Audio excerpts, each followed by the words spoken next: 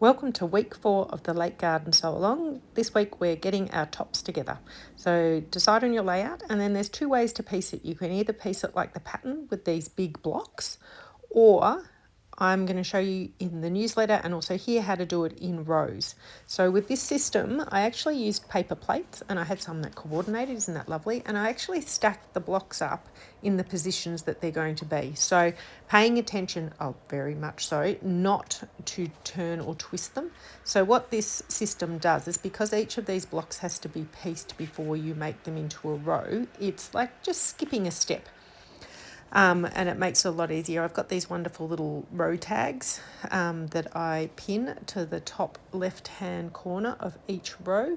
Each row gets put on a different paper plate, and then they've all got their rows, and then you can just stack them all and take them all straight to the machine. I find this a really easy way to kind of maneuver the blocks to the machine, and it saves getting in too much of a muddle.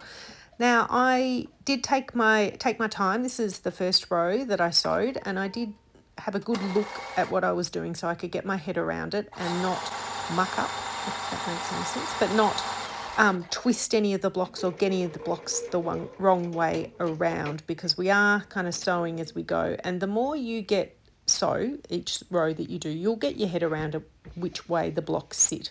So I pressed this first one, so that means the first block has been done. And then, of course, I trim as I go. I'm very much into that. And look, there's my bin, which is an old ice cream container. Anyway, so there's the first block. Now I grab the 2 units for the second one.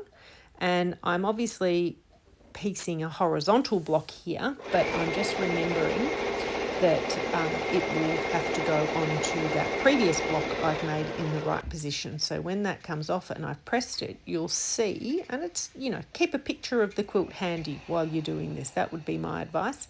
Again, trimming. Oh no, don't have to there. And see, I'm going to put that together. Now, the tip I'd like to tell you about now is, see how I'm flipping it over so that drunkard's path is on top. So now you can actually see, I'm pointing my finger at it, but there's a 1/4 inch seam allowance where that curve starts.